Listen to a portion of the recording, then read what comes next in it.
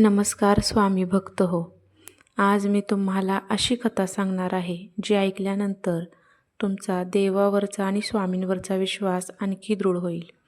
ही कथा आहे महाराष्ट्रातील एका छोट्या गावातील.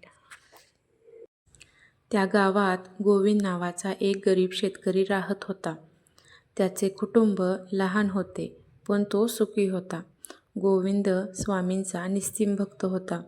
रोज सकाळी उठून तो स्वामींचे नामस्मरण करत असे. श्री स्वामी समर्थ, श्री स्वामी समर्थ हा जप केल्याशिवाय तो दिवसाची सुरुवात करत नसे. 1 वर्ष असे आले की गावात भीषण दुष्काळ पडला. पाऊसच झाला नाही. शेतातील पिके वाळून गेली. विहिरी कोरड्या पडल्या. जनावरांना चारा मिळेना. गोविंदची परिस्थिती दिवसेंदिवस बिकट होत गेली. घरातील धान्य संपले. पैशाची चणचण सुरू झाली. गावातील अनेक लोक देवावरचा विश्वास सोडून निराश झाले. एके दिवशी गोविंदची पत्नी म्हणाली, आपण इतकी वर्ष स्वामींची भक्ती केली, पण आपल्या दुःखाकडे कोण बघतंय? गोविंद शांतपणे हसला आणि म्हणाला, स्वामी आपल्या भक्तांची परीक्षा घेतात, पण त्यांना एकटं कधीच सोडत नाहीत. पण पत्नीला त्याचे बोलणे काही पटले नाही. काही दिवस गेले. परिस्थिती आणखीन कठीण झाली. एक दिवस असा आला की घरात फक्त एका वेळचे अन्न शिल्लक होते.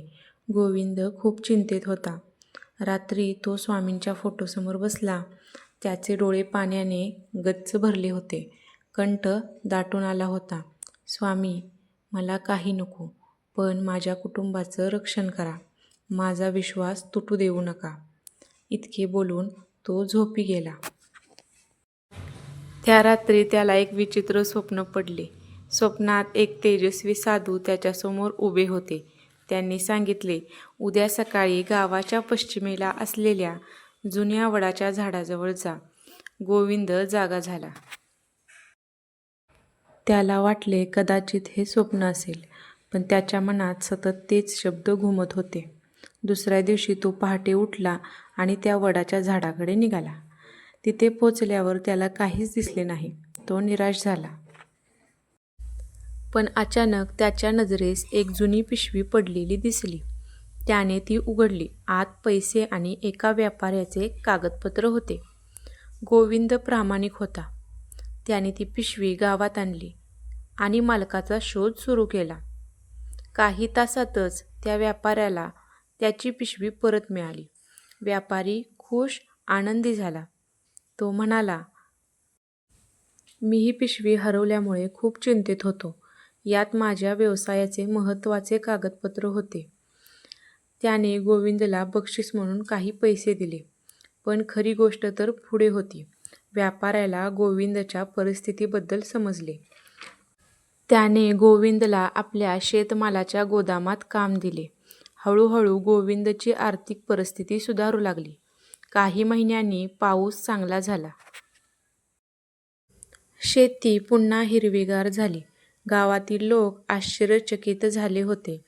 जे लोक कालपर्यंत म्हणत होते की देव काही करत नाही, तेच आता म्हणू लागले, खरंच श्रद्धा आणि सबुरी असेल तर देवही मदत करतो.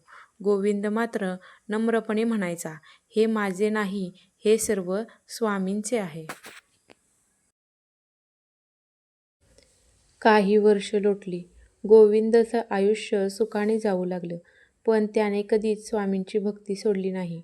कारण त्याला माहीत होतं, संकटाच्या काळात ज्याने साथ दिली त्याला सुखाच्या काळात कधीच विसरायचं नसतं.